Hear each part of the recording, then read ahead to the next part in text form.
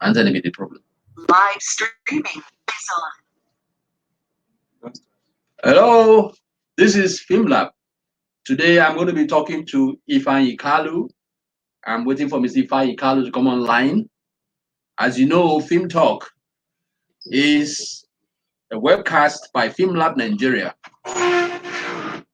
It's about experience and knowledge sharing conversation with new and experienced filmmaking professionals powered by We Entertainment. So while waiting for IFEANYI KALU, my name is FilmTalk. I'm project coordinator of FilmLab Nigeria. So you're welcome.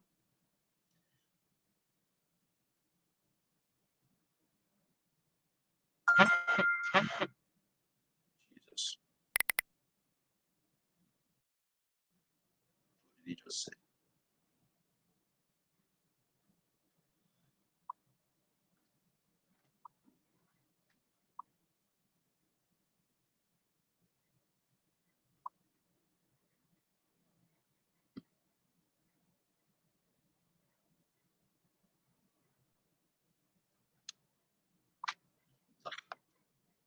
Yes.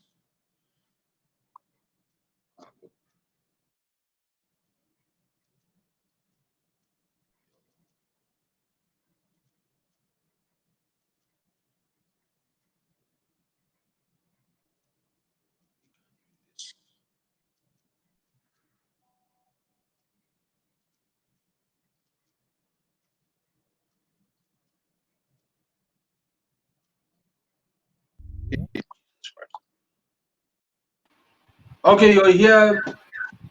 Fine boy, you're here. Okay, Mr. Fajika, you are live. We're streaming live. So awesome.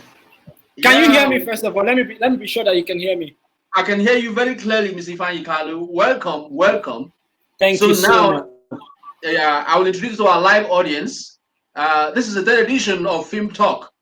It's a helpful conversation webcast by FilmLab Nigeria. FilmTalk is filmmaking experience and knowledge sharing conversation with new and experienced filmmaking professionals or actors like IFEANYI KALU. We are powered by We Entertainment. My name is FilmTalk and project coordinator of FilmLab Nigeria. Like I said before, IFEANYI came online. I'm speaking to Mr. IFEANYI KALU. Apart from being one of Nollywood's hottest male stars, he's also a fashion designer. You can see he's a fine boy. But first, this guy studied computer science. He moved into acting, fashion designing, and now founded a fashion brand called IFEANYI KALU. Welcome, Mr. IFEANYI KALU. Thank you very much. It's my pleasure to be here. Thank you for coming online. Apart from being one of Nollywood's hottest male stars, like I repeated, he's a fashion designer. He studied computer science. The artist in him couldn't let him be, so he went into acting. The artist in him couldn't green him be. Let me use the word green him be. So he went into fashion designing and now has a fashion brand line. So, but the first question I want to ask is, tell us what happened in 2012. 2012, I think for me was the big break into Nollywood. I had enrolled in an acting academy owned by the very famous and amazing MME Song, a producer and a writer. I'm sure a lot of people who are conversant with Nollywood stories will know that you can't mention Nollywood without mentioning MME Song. So So I enrolled in her academy, and for me, that was it. There was an audition that was taking place at a particular time or point when I was in the academy. And not quite long after I joined the academy, I had the opportunity to be a part of the audition. So it was more like I was there for the audition, not like I was there to really study acting. But then, because that was how it seemed to me. But that wasn't the case really, because I still had to, of course, go on and study acting. But that audition was the big break for me. And boom, we started with a series that was produced by the Academy Royal Arts Academy. We started with that series, And after the series was actually produced by Isong's younger sister, Udwak Isong Ogwamanam, all right, Okay. who happened to be working with her sister, that's with Isong, as part of the facilitators in the academy at that time. So it was a Royal Art Academy project, but produced by Udwak Isong. We did the series, and that went pretty well.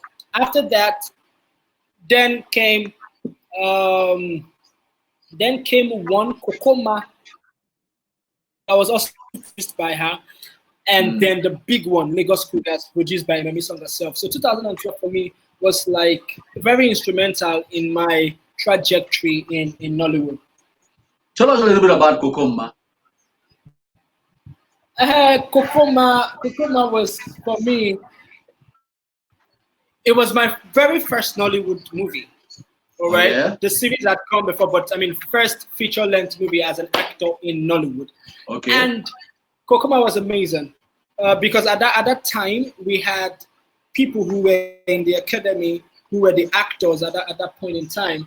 It opened my eyes to understand really what film was about, what the craft of being an actor was about, and I learned a lot. It was a huge learning process for me throughout the period of the set. It was a huge learning process for me. That was the first time I really understood the craft of being an actor and what it took for one to face, not face the camera per se, but be in front of the camera and really deliver pretty well. So it was huge for me as well. You use the phrase and deliver, or sentence and deliver, very well. And now that earned you Award of Excellence from the same Royal Arts Academy. How did that motivate you? The thing about awards, I'm not exactly big on awards, but it's for me, it's just a confirmation of what you're doing, to say that you're doing it right. That's what awards are for me. All right. Because there are a lot of people who are doing it right, but sometimes the awards are about, it's more like a competition, if you understand what I mean. And in a competition, you'd have just one winner, but it really doesn't make every other person a loser. It's just someone's idea of who's the best, if you understand what I mean. But that award made me, I was very grateful. I'm still grateful for every award that I've had and the ones that I know I will still get. But the award was a confirmation for me. It made me know that, yes, oh, these guys are seeing what I'm doing. And they have said within themselves, IFEANYI KALU has, made them proud in Nollywood, being that, I'm an alumni of the academy. So this is one of our sons, who has gone out and done great things. So I'm hugely encouraged. I was hugely encouraged by that because, most people go to school, but not everybody comes out a success. That's success, right. Yeah, success based on, the school, the school system, But here I was, finished from Royal Academy. Few years down the line, I get an award of recognition from the same academy. I was humbled by it and very grateful. My impression is that your capacity or your ability to switch from character to character makes a lot of sense, because you've played parts that are opposite of previous parts that you played before. And so now I will have to share a video where I don't have the novelist. I will show you a video that IFEANYI acted in, and you will understand why this guy is both a lover boy. So let's watch your video. This is the video.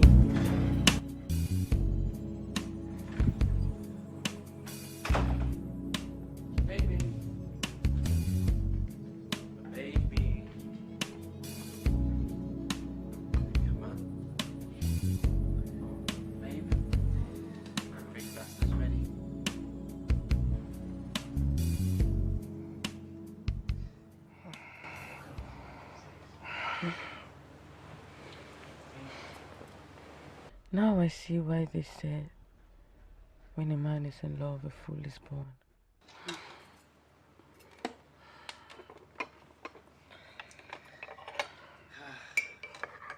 How was the night, baby? It was beautiful. Yours? It was good, but I was I was very worried and scared, you know. But the moment you came in last night, I felt really good. I was at peace. Oh God, please take this cup away from me. His behavior and failure to be a man is killing me by the day.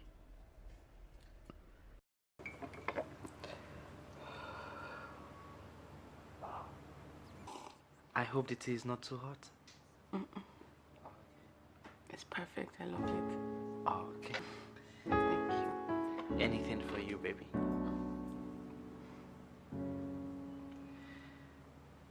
Now listen, you need to calm down, alright? How would I calm down? No, how am I supposed to calm down? My woman is not back home yet. What if something bad has happened to her? Nothing has happened to her! Nothing has happened to her. You need to pull yourself together. What is this? Oh, my love. Are you? I've been waiting for you all day. Like, you got me worried. I'm sorry. Are you okay? My phone was off. I couldn't reach you. That's okay. That's okay. What a love. What kind of an imbecile is this? He just gave me a pat on the back for sleeping out without reason. Oh God, this is not the kind of man that I want. I mean, thank God you're back now. I think you should just go inside, okay?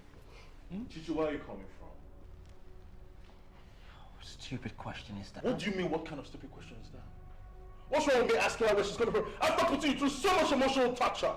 Listen, it's my torture, okay? It's my stress, so allow me to deal with it. What's wrong with you?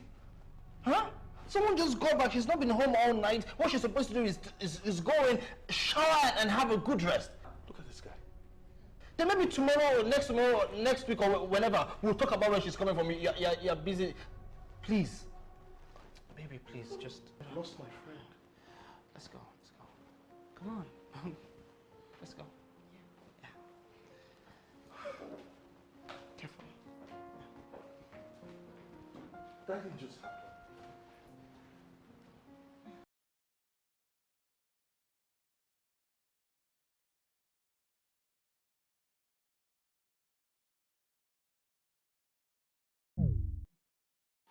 You can see if I I don't know how to describe that scene, but I'm going to play. I'm going to play a second one. Before I play a second one, let's talk about this. I mean, that was your own headache, and that guy was carrying your headache and suddenly your Panadol. But my question is, I don't think that you're such a fool off screen.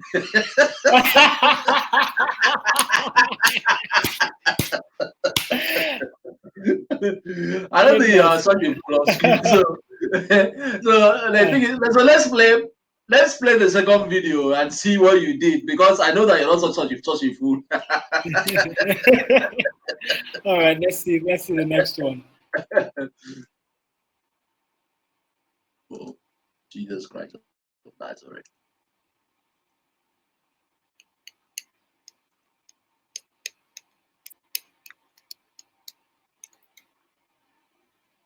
That was crazy though. Yeah. So No, this is the I can't come to the workshop.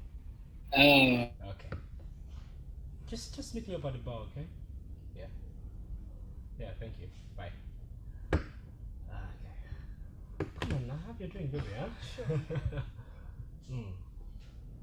You know, that was my mechanic. He was supposed to come over to the house to pick up the car for servicing, but then I forgot and I left with the car, so... But the car seems to be in a perfect shape. No, you know, it gives this knocking sound from the engine, and besides, the hubs are due for changing. Well, I wouldn't know about that because I don't have one. Come on now, baby, it's nothing to own a car. I can buy you one if you want. Like, seriously? You're kidding me, right? No, I'm not joking. I'm serious, baby. Huh? It's nothing. If you decide to own one, I'm gonna get one. Oh my God, you're such a Yeah, darling. come on, let's have You're some. such a darling. Thank Yeah, you. yeah. You guys are here already. How dare you? Bruce, take it easy. Our client is with a guest. Oh, sorry. I wasn't thinking. Sir, please, the keys. Yeah, sure. Why not? So, check the hubs and check the entire car. It needs to be in perfect. The check. Don't worry about the check, sir. When you come to the workshop, it will be ready. So. Okay. Yeah, just go, huh? You know the way you service my car. Just let it be in good shape, okay? No, he's just upset. You know, he likes to walk very well, so he's upset that you didn't meet the car in the house. So, you know, this mechanic these days, they are good. They're fine. He's a good mechanic. Big mechanic. That's nice. Yeah, so. Can you imagine that boy? I mean, can you imagine him claiming what is not? How do you cope with such people? I know Dave can be an idiot sometimes, but he's actually a fun guy. It's just his lifestyle. Whatever. Just make sure you get it checked. Don't worry, I'll get it for you. Just...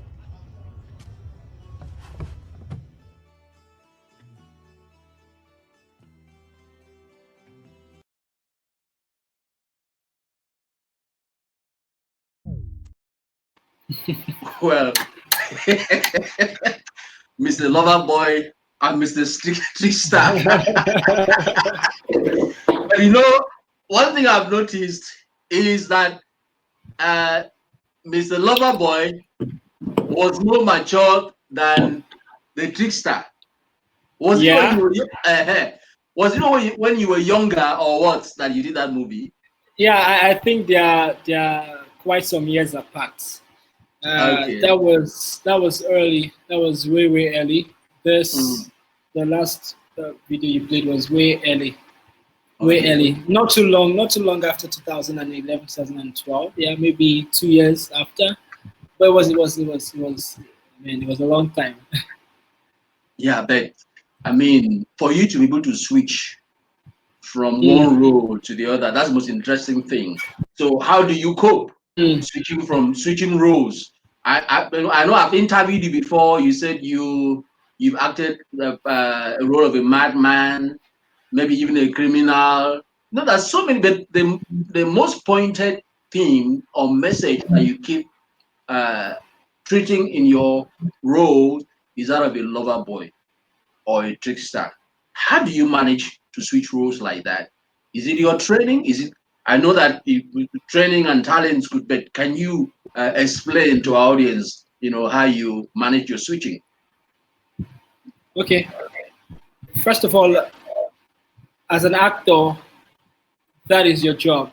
Your job to be anyone. I tell people, I put up a post one time on my Instagram handle and I said, I do not know how to act when I'm not acting. Right. And a lot of people saw the post and they saw it as a one-way thing. I did not know how to act when I'm not acting, meaning that, when he's not on set, he's himself. But it has another angle to it. And that angle to it is when I say I do not know how to act when I'm not acting, it means also that when I'm acting, all right, I do not know how to act. It's kind of intertwined. It's kind of deep, but this is what I meant by that. Okay. This is what I meant by that. You see, when I'm on set, all right, I'm not an actor. I just become. I was having an acting lesson with a few people the other day, and I said to them, the only way you can be a very good actor is when you are not an actor. And they looked at me and they're like, what's he talking about? I'm like, yeah, because really, you see, the word acting would mean or would sound to a lot of people as, trying to be someone else. I don't try to be someone else. I just become someone else. That is the depth of an actor. That is the depth of an actor. So for me, what I do is when I look at a script, and I'm reading, I already have an idea what I want to be, how I want to portray the character. Now, the director has his own idea. So what do? We come together and we liaise and we talk about the character, and he tells me this is what I think. I also, could give my own, this is what I think. But the point is absorbing that character. All right, it's a craft. You have to understand how it is done. You have to become that character. So for me, switching is about the work I put into being someone else. Do you understand what I mean? So when I pick up that script and I'm reading, and I already understand, the writer's line of thought about each character, especially mine, then I know that, oh, okay, this is what I have to do. Sometimes I stay back all alone by myself. I could be in my room and I'm just brooding, thinking about the character, putting myself in the shoes of that character, because you have to, if you're acting, if your delivery is going to be deep, all right, then you have to have found yourself in the shoes of that person. As an actor, you have to understand what it means for you to have empathy and sympathy. I tell people that a lot. You must be able to feel what other people feel, because if you do not feel what other people feel, you really cannot deliver as an actor. So for me, that's what I do. I absorb the character. Sometimes I love to stay all by myself, reading a script and taking it in, looking at different scenarios, observing, if I'm able to talk to someone, who probably has gone through something similar, or who knows someone who knows. I do all of these things just to make sure I become that person.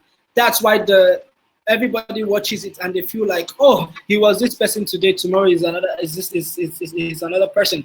All right, it could look easy, but a lot of work is put into it to ensure that we deliver rightly, because if you don't deliver rightly, you cannot engage your audience. So the bottom line, some people say they bring in, their own personal grievances or your own personal experiences to interpret whatever the scriptwriter wrote. Yeah, does that apply to you? Yes, of course, because I've been on sets, movie sets, where the story kind of like relates directly with me. So what do I do? It's easier for me to understand. You understand? I don't do so much work in researching or going deep to understand why this person is this way or that. So and I believe that for me, because I've experienced it, it is way easier to get into a character of someone or of something you've experienced, whether in the past or presently. I think it's easier. So yes, that plays a huge part as well. But I would ask, I've seen that a lot of your movies are about romance. Can you tell us about some other movies that you've acted in that are not romantic, that don't have romantic? And I want to also emphasize that your ability, because I've watched novelists, your ability to interpret dark romance, to get involved in dark romance, to make it really be like you are suffering. And sometimes you make it really be like you're also really fooling people. What other roles have you played before? Can we talk about those other roles? As a matter of fact, before we talk about other roles, as a matter of fact, I've been lately quite selective of the scripts I get.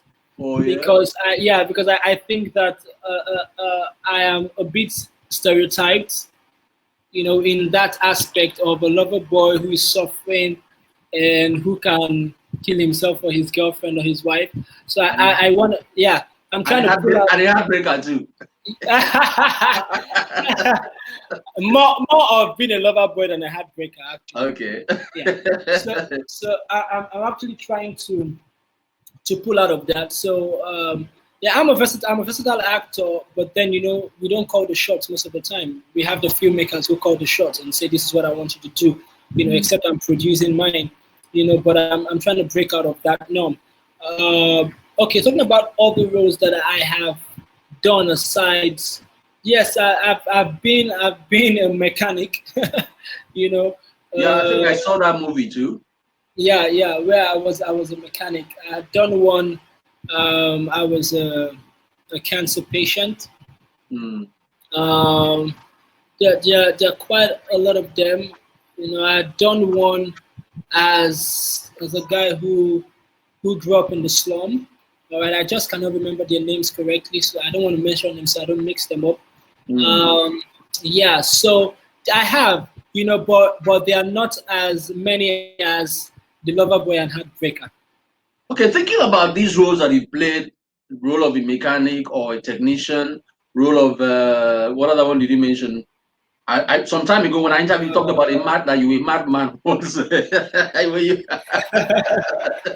so, I mean, what values do you see in society and that seem to inspire you or motivate you to express yourself in those roles? And so, therefore, what values do you actually bring to the movies that you act in when you are acting, when you are expressing yourself? I mean, you should be able to, I would say you have personal values, but then you also reflect societal values. So, in combining the two, eventually, and in an aggregation, what do you actually bring to the screen? What would you want to tell your audience to believe you stand for? Okay. Um, the question is quite nuanced in the Mm, sense that if, for example, I believe in values, like you said, I have personal values, mhm, and having your personal value, all right, doesn't necessarily mean that you are all that you stand for. It okay. means that you are growing, you are working towards being that person you want to be. Okay, which means that even if I'm not there yet, but I know what my values are. So what will make me get to that zenith of being who I want to be is the process, all right, is what I do every day. Okay. So now talking about movies, I believe that every movie should be informative, educative, and Mhm, entertaining. mhm. And whatever script it is, when you look at it, there's always something to learn from. Whether it ends morally right or not, all right, Mm, there's always something to learn. So what do I do as an actor? Because of these values that I have, when I deliver as an actor, mm. I try as much as I can and go beyond even my abilities to be able to let people understand why I am the way I am in this Okay. movie.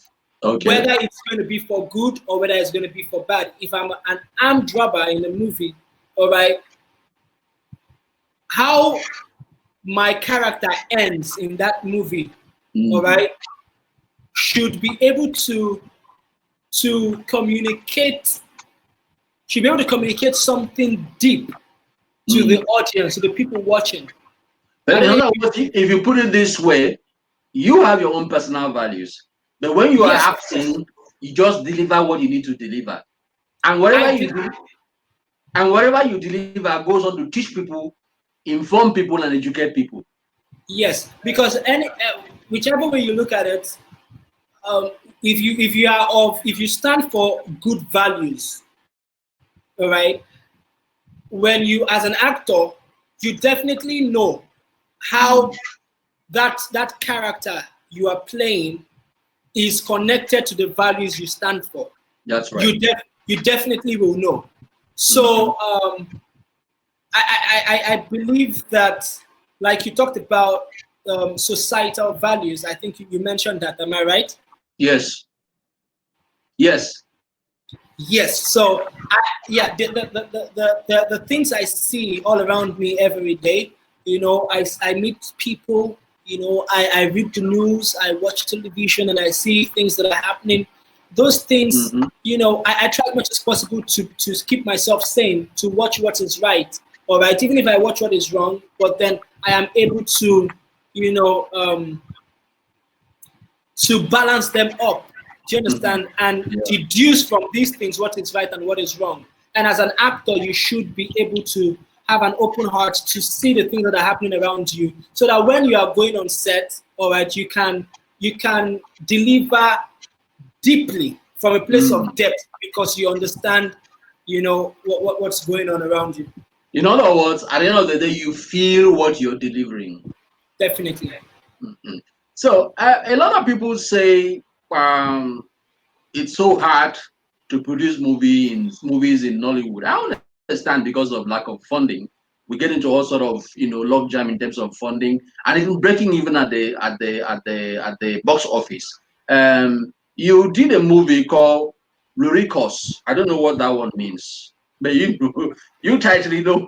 You know. So, what were you trying to convey in Luricos in terms of the value you're talking about? Lyricos is the Greek for poetry, first of all. Okay. It's a Greek word for poetry. Uh, what I was trying to do with Lyricos was this. Mm. A lot of us we are too used to, and it ended, you know, it was happily ever after. A lot of us Okay. are too used to the happy ending. A lot of us are too used to, oh, something happened and he became well. He was no longer sick. All right. Okay. So what I was trying to do with Lyricos was this. This is someone he's a talented, very talented poet. All right. And his life wasn't smooth. Mm-hmm. It wasn't a roller coaster one. All Mm-hmm. right. There were loads of bombs on his way, you know, and eventually he had cancer. Oh. But whilst he was, you know, striving and being that guy, you Mm. know, that he wants to be, Mm. regardless of the situations that he found himself, Okay. he understood something, that life is about giving. Life is Okay. about making other people happy as much as you can. You know, Okay. so he communicated truth through poetry. Even All when right. you're not happy, even when you're If, personally not happy. even when you are not happy, yeah. So he communicated truth. Do you Okay. understand? Through his poetry. All right. So he spoke about life. He could play the guitar. He could, you Mm-hmm. know, do all of those things. People got encouraged. People got inspired. But Okay. way deep in his heart, he had issues. He had demons he was battling with. Do you understand what I mean? So then the big one came. He had cancer. But did it stop him? No, it did not stop him. He went ahead. You understand? He did everything that he wanted to do, being a poet, you know. And at the end of the day, what happened? He died. Let me ask quickly, is that always the role of most artists? Because a lot of artists either die in penury, or they die unhappy, or they have too much money and the money is coming around and enslave them. No, but I do not really know of a lot of people who, because most of the movies I have watched, and some that I grew up watching, Yeah. the sick people always get well and happy at the end of the day. Do you Okay. understand? But in reality, let's face facts. Not everybody is going to get well. All Right. right, people are gonna die. Do you understand Yeah. what I mean? But regardless of how you spend your life, what value have you added in the lives of people? That was That's what I right. was trying to do. That's what I was trying to That's do with right. Lyricos. That's right. That's That's what right. I was trying to do with Lyricos. So he died, but he lived a positive life. There That's are right. people. There are people who lived over 100 years on Earth, no value, no impact, nothing. Personally, They will never add happiness to other people's lives. no. So what's the essence of living? All Okay. right. So Yeah. Okay. that was what I was trying to do with Lyricos. Okay. Okay. Now, can you tell us? I know that, I mean, a lot of, like I said before, funding. Okay, before we go on, let me also say it again. I'm talking to Ms. IFEANYI KALU. He's a fine boy of Nollywood. He plays a lot of romantic roles in his movies. If you go anywhere on YouTube, you see most of his movies are the lover boy role or the heartbreaker roles. So, but IFEANYI KALU read computer science. He went into actor training at Royal Academy in Lagos, Nigeria, and then went on to start fashion studies, and now became a fashion designer. He has a fashion label now called IFEANYI KALU brand. Very, very, very, very good achievement for an artist who is just ready to go. You know what I think? I think you're unstoppable. You're just beginning. You're not old yet. So, but I don't hope when you grow old, you keep playing the James Bond lover boy. And so, in producing that movie, Ludicrous, what problems did you encounter as a producer, as a filmmaker? Not now, not an actor now. You talked about funds, Yeah, which is, in all honesty, a challenge in Nollywood because it is. It is yeah, everywhere in the world. It is everywhere in yeah. the world. I, And the, I think I think it's more difficult here because we really do not have as much support as we should have. Right? I think that's the difference between what's happening in Nollywood and what happens, you know, in other part of the world. I wouldn't know about everybody, but I can tell you that um, apart from funds, we have other issues. All right, the funds we can go. It's a ripple effect mm, from what's happening in the government. All right, mm, so it's not we can go deep into the whole fund thing, but let's don't really talk about that one because now we all know what it is. mm, The content buyers we know that they buy for XYZ amount. All right, and mm. you don't want to spend so much and sell for less, then it's not business. Do you Yeah. understand? So you have to work within the confines of a particular budget. All right, and But even that but if budget I would ask sometimes you, if I would ask you as a producer of that movie, Lyricus, how did you? Was it personal fund or did you have investment from people? And how did you do your accounting? Because it is very important that we talk about accounting every time Nollywood complains about funding. My experience is that if you don't keep your books well, nobody gives you money. So I want to suspect that you probably kept your books well. You did your accounting well. That wasn't you had money to produce that movie. No matter the well, difficulty. it was my funds and someone else's. I got support. I I had a few people, one or two people who lent me money, all right, that Mm. I paid back, and of course you have to keep your records and do everything right. You know what you're spending, and you know that you shouldn't exceed a certain budget because then you might just be shooting yourself in the leg. All right, we all want to do massively well. We want to go beyond what everyone would expect. But hey, Mm. if we know that we are working with XYZ amount of money, we'd ensure that we keep it at that. Do you understand? For me, I would say that I didn't do all that I wanted to do with the movie.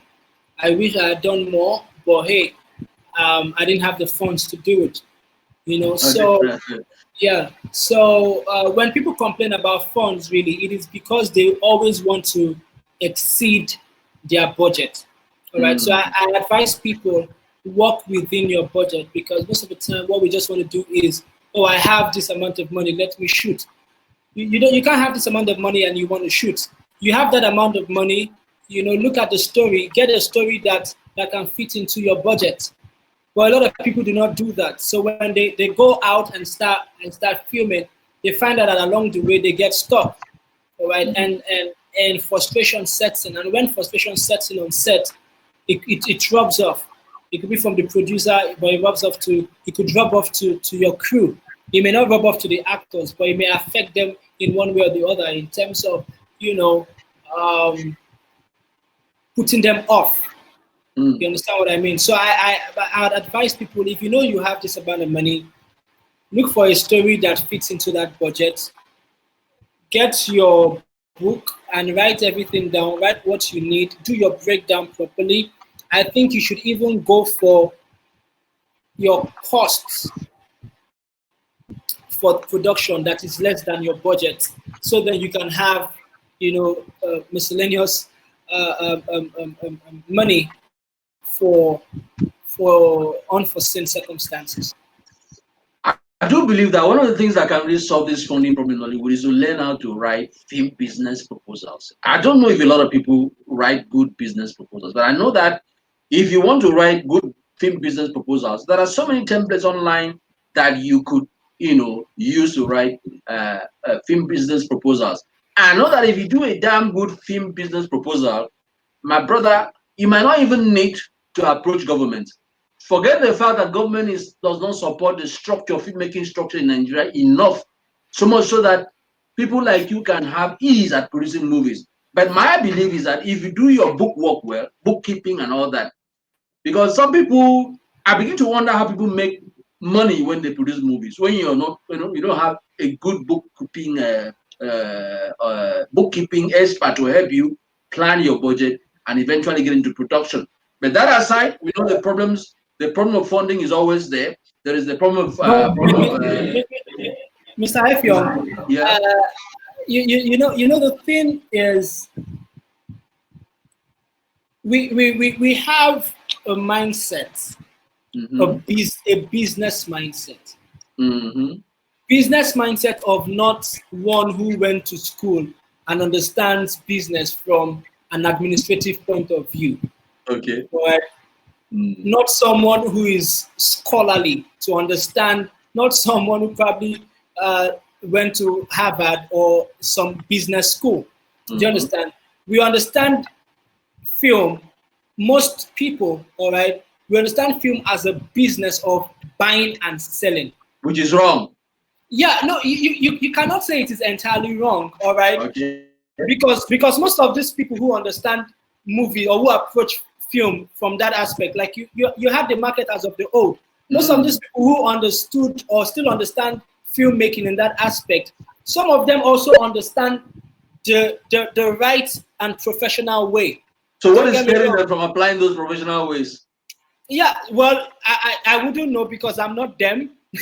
But I'm saying that most people, yeah, if you have a very good proposal and pitch your idea to anybody, they can drop the funds for you. Yeah, that's right. So if you're able to do your bookkeeping very well and you're accountable to whoever gives you money, there's no way you can get money to produce movies. I know that it's difficult. In Nigeria, it's difficult because there is trust deficit in the first place. A lot of people see giving people money as if they're doing them a favor. You can call it favor. I agree. You can call it favor, but then you're doing business. You understand? So yeah, let's learn how to do business the way it should be done. That way we'll get funding. Let's go on to, sorry to bother you about funding. I agree with you. So let's go to the next question. You've acted with so many beautiful women, fine boy. See, I say a lot of kissing. Sometimes I wonder how you enjoy yourself. Is that the only thing you see, Mr. Ifeanyi? No, I see you deliver your rose very well, but then I can see you kiss a lot. I begin to wonder what's going on. Just give me a second. I need to switch my power. Okay. See.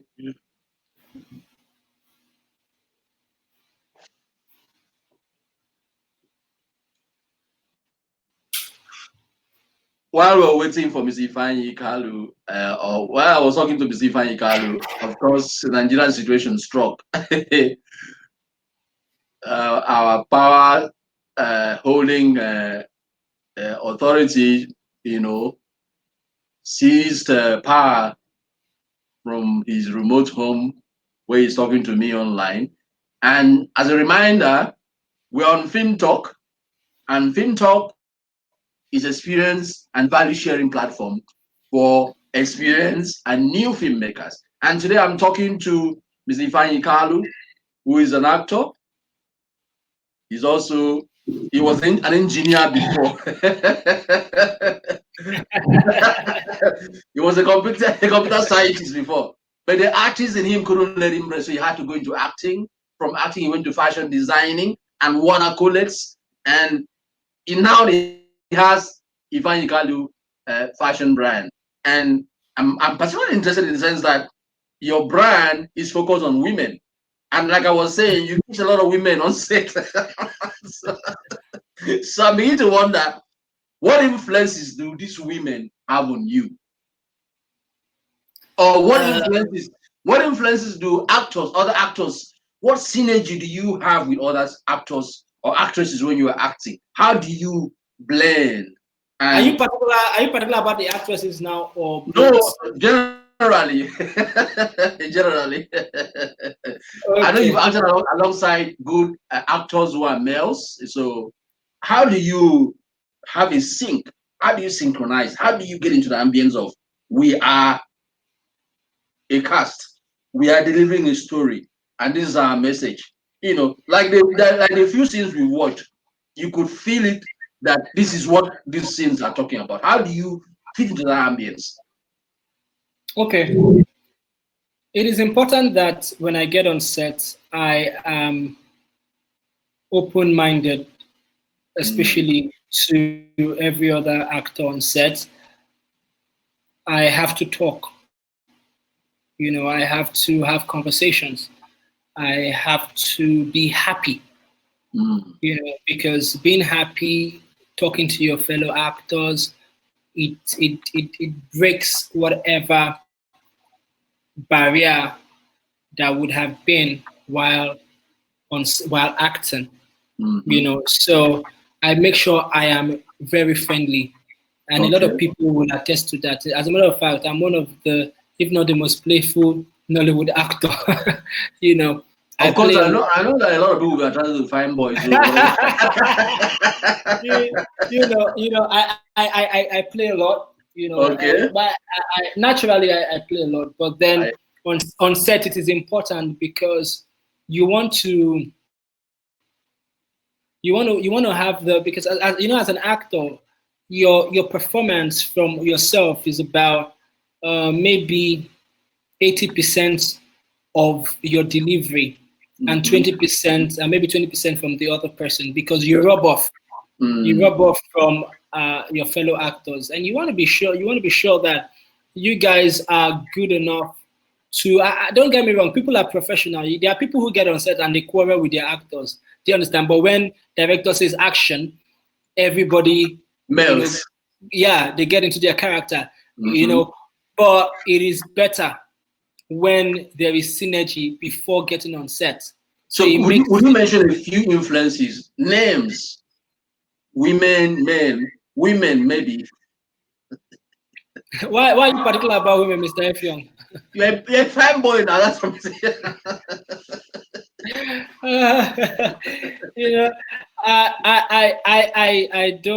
I'm not the person to mention names. Okay, all right. Yeah, but I know I've been with a lot of amazing actors. When you won Zulu African Academy Award, ZAFA, which is a sorry, Mr. Effiong, can you see me clearly?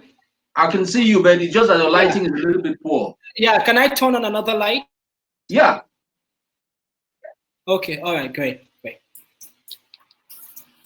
Okay, please help me turn on this light and this fan.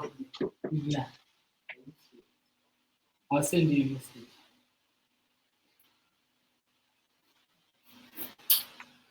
Aha, you're very clear now. What happened? Now we can see your fine butt. Okay. So I was talking about the award, the ZAFA Zulu African Film Academy Award, ZAFA Global Awards for African Films, the Diaspora. Hello? Are you still there? Okay, yes, you said when you won the award, you said it means a lot. It shows I am doing something right. It also appeal to me or do more to me or do this to me to work harder.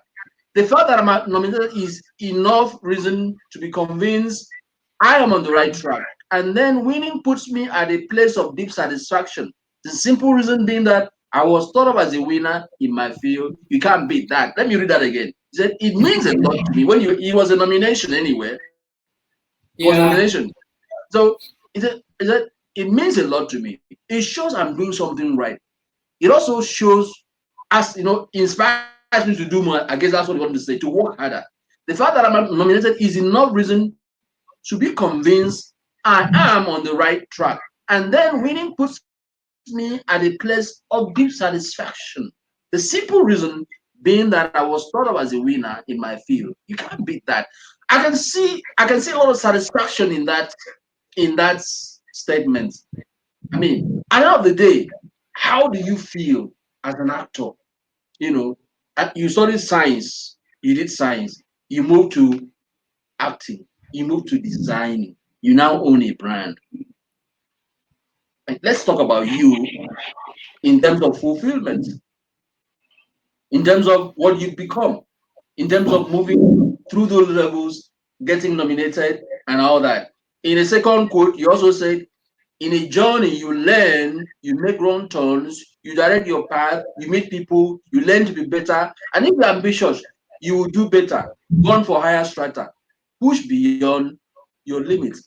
I know from what I read in the two statements, you still want to do more, right?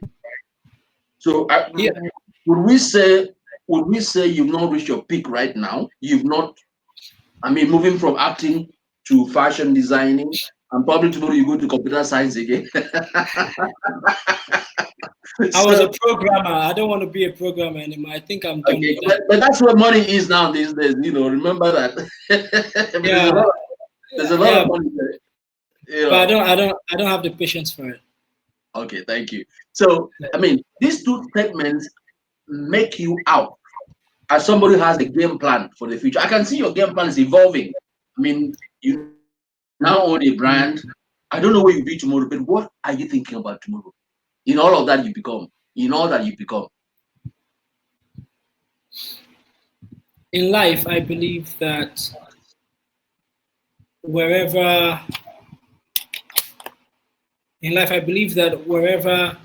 you are at the moment is someone else's starting point. So whatever height you attain, see it as you just started. That's right. Yeah. So because a lot of people make the mistake to believe that they have arrived. Yes. So no matter what I'm doing right now, all right, someone else has been there before and went higher. So I always see each day, each level as a starting point. That's what drives me. I always look out for what is better than where I am now. Oh, there's someone who's actually achieved more. I can achieve more. So I put myself, my body, my mind under subjection, under the subjection of the habits that I inculcate into myself to becoming a better person. I just want to watch TV all day and sleep and have fun, but no, I'm not going to do that because I know that there's somewhere, there's a place better than where I am right now. Do you understand what I mean? So that is always my motivating factor. I want to do better. I look at myself as an actor, and Mr. F. Young, I say to myself that I haven't started. I said to myself that I haven't started. I say to myself, because I look at other people and I use them as my yardstick, in the craft, you understand? And when I get to their level, I look at someone who's higher and I'm like, oh, I can be this person, but we should also understand that having the passion of being of being or getting to a particular height is usually not enough. All right. Yeah. You should be able to subject yourself to the hard work in making it happen. Yeah. So I interviewed a filmmaker some time ago. He's a 3D animator. He's a lights professional. He shoots. He edits. He does all kinds of things. In your case, you seem to also toe the same line of becoming a multi-pronged professional. What advice would you give to upcoming or growing filmmakers or actors who probably find it hard to survive in a world today where life is becoming even harder? What advice would you give them in terms of picking up, somewhere, growing with other things so that they can survive? Because I mean, the industry is so hard to pin down. The industry sometimes could be very, very hard because of funding issues, because of sales issues, where probably has improved these days where we have the cinema, where box offices are improving and the film qualities are improving. What advice do you have for the young ones that are coming? I I am I'm a multifaceted being because I believe that I can know a bit of everything. I know a lot of people have their reservations about that, but I believe that when you know a bit of everything, along the line, you become a master in not one or two, in more. Yes, that's what I believe. And one of the things that motivates me to that direction in life is making sure that at no point in my life will there be that time when there is nothing for me to do. There's always something for me to do. That's right. If I want to get to that point in my career when I don't have to be in too many movie sets. Just want on the A-list jobs. I want to get there. All right. So what happens when I'm not acting? I have to have something else I'm doing.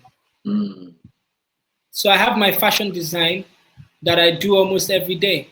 All right. I come up with designs almost every day. You get what I mean?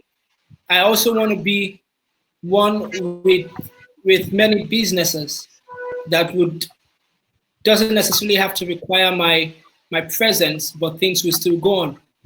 Because you see, Nollywood is not paying like it will pay actors in Hollywood. And it might not be paying those kind of figures anytime soon. Maybe not in our lifetime. And you want to live right. I'm not saying that Nollywood hasn't helped. Nollywood has helped me. It has put food on my table. It has enabled me use the money to delve into other things. It has helped me, in all honesty. But I'm saying that it might not be enough for a family, a man who has a family, or a lady who's a breadwinner, and she has kids, or he has kids. It might not be enough for a man to take care of his wife and his children. It might not be enough to pay the rent. It might not be enough to go on vacation. It just might not be enough. So you must have something else on the side. You must. It is a must. Yeah, it's never ever enough in today's world, because by the day things seem to be getting worse. And if things are getting worse, we are supposed to have several skills, that we can rely on. Because I know a lot of people who have single skills and they end up, always waiting for something to come along before they can survive. But this also applies to this season of COVID-19, a very serious issue. COVID-19 has really ruined a lot of things. How would COVID-19 redefine your profession in acting, clothing, fashion, modeling, and comparing? Because I know that you do comparing work.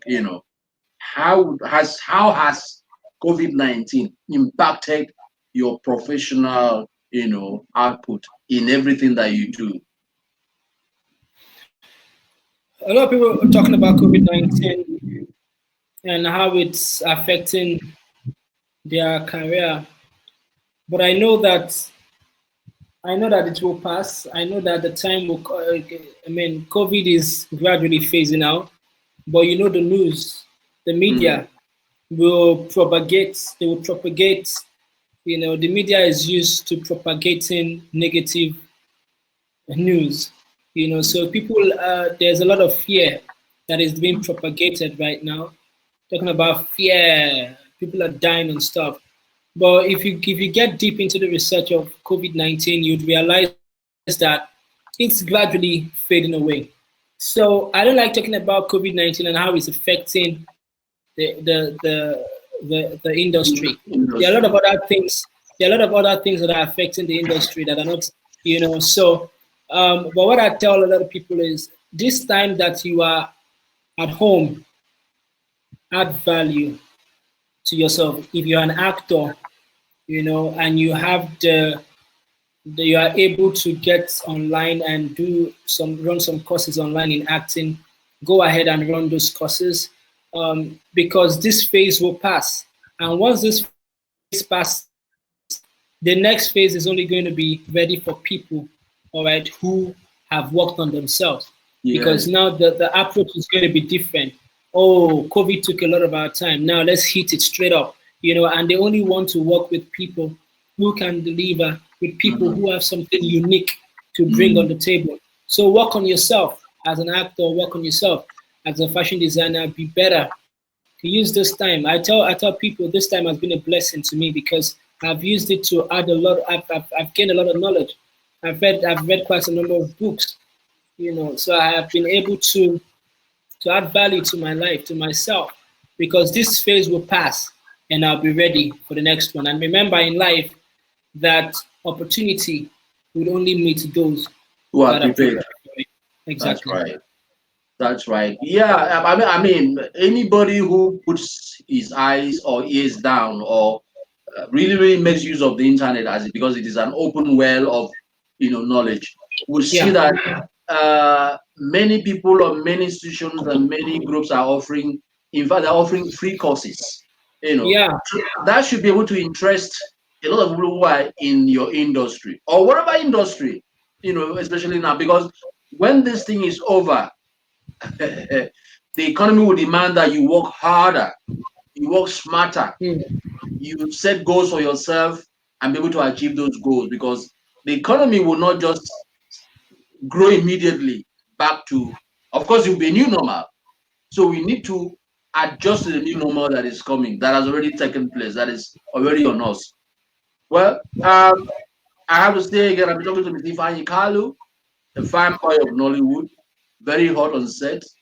He acts a lot of romantic stuff. he acts in dark romantic stories and jovial romantic stories too. He interprets his roles very well. And like he is saying, it's as if he knew back in the years gone that look, by 2012, let me go and learn how to act. By social year, let me go and learn how to design. By social time, let me set up a fashion brand.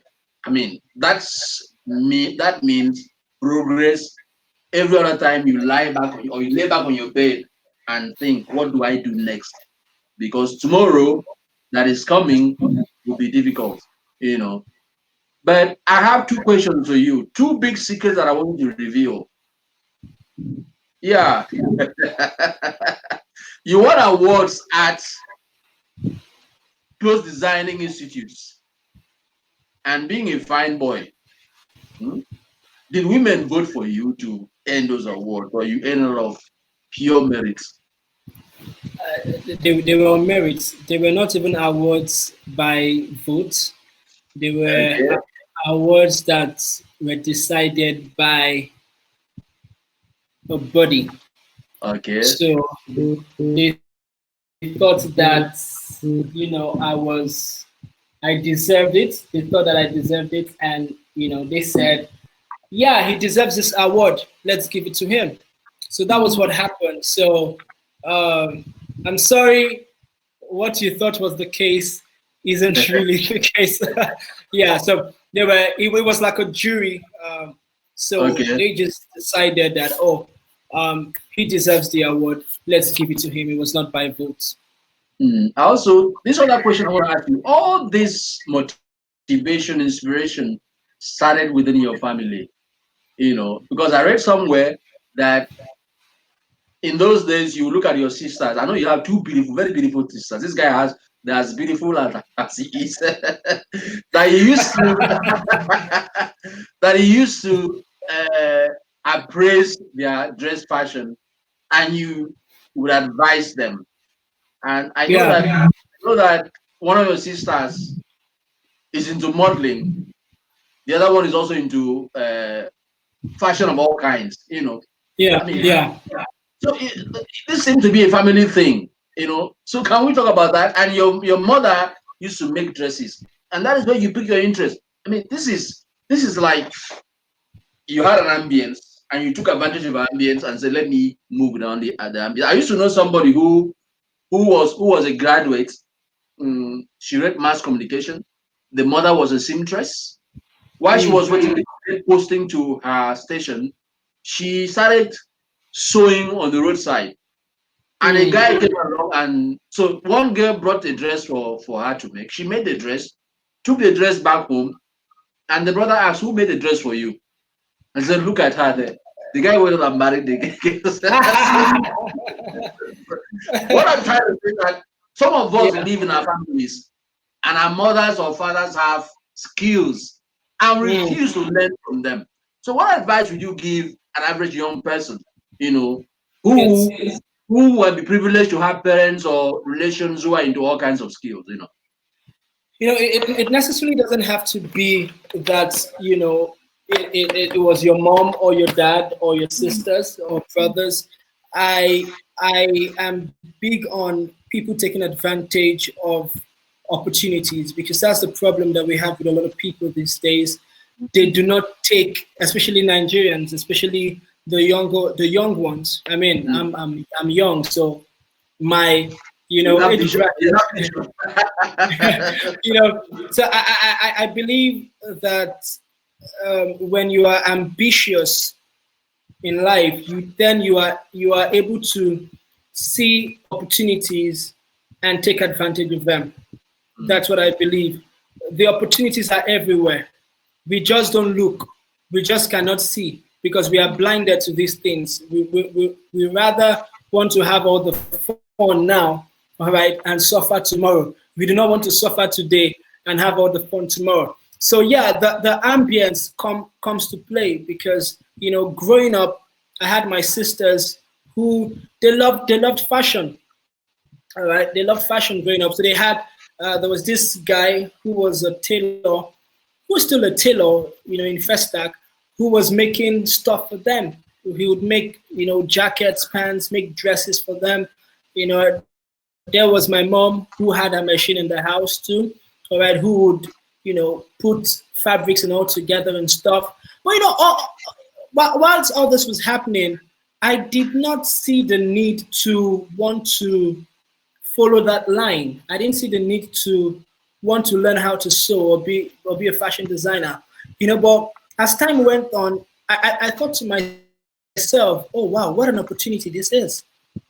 So what if I go meet this guy who makes outfits for my sisters, and I tell him I want to learn how to sew? That's a huge opportunity. Do you understand what happens in the future when probably something happens and I'm not able to do what it is that I will be doing, maybe as a programmer or as an actor? What happens? Am I just going to be there doing nothing? I know that I see the outfits that are made for my sisters, and I could tell them, I wish this guy had done this or done like this or made that like that. So it was like a frisson of of that's realization that I can actually learn this thing. And when I started learning, it was exciting. It was interesting, and I'm like, oh, and that's a huge point, because most people wouldn't know how exciting and how passionate they would be about something until they start it. That's why I tell you, do a lot of things. You understand? I know it could be overwhelming, but a lot of people talk about I don't know where my passion lie. Do you understand? But look around you. There's something you can do, and along the line, you'd realize that, oh, this thing is actually I have picked up interest in this and that, and it's very exciting. I can carry on with this. So it was it for me. It was just making use of that opportunity. I could have dropped it and not been a fashion designer, but I looked at it from the standpoint of this is an opportunity, and I think that's what a lot of African youths should understand. They should take advantage of the time. Africa is a blessed continent. Africa is a continent that has a lot to offer to the world, but we do not see the potentials that lie within us. We do not see the potential that lie within the continent of Africa. We are always taking our eyes outside the shores of this amazing continent. Africa has never needed anything from the West. No, they've always needed everything from us. We have everything. So I'm passionate about these things because I believe that we can have an Africa of our dreams. I believe that we can have an Africa that will be the envy of the world and not the other way around. Let's talk about the future before we end this talk. Yeah. What plans do you have for the future? Is it filmmaking? Is it fashion design? Is it acting? What plans do you have? It's everything. It's everything, honestly, because I want, I had said to you before that whatever height I attain now is someone else's starting point. And I know that you play guitar. Yeah, I do. I do all of that. All right, I'm scared of poverty.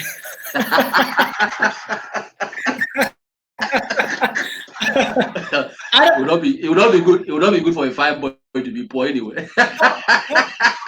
but beauty has nothing to. You can be handsome and beautiful, but if you don't have money, you don't have a voice. Yeah, and right. I'm passionate about people. I'm passionate about seeing the best in people.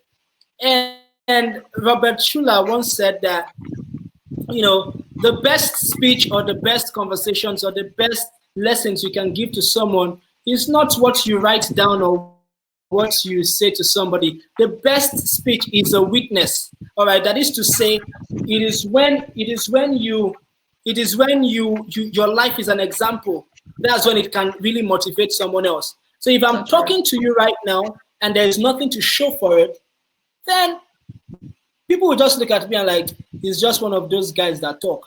So that's why I want to be. When you say what is the future, is it acting? Is it fashion? It's everything, Mr. F. Young. I told you I'm multifaceted, right? There are more things that will come out of me. All right. I want to be involved in businesses.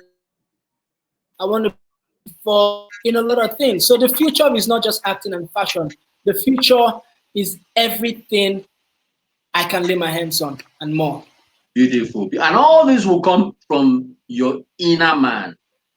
So we need to find out what the inner man is in us is all about for us to, go on to pick skills that will express who we are. Well, I've been talking to Ms. IFEANYI KALU. Like I said before, is one of Nollywood's hottest male stars.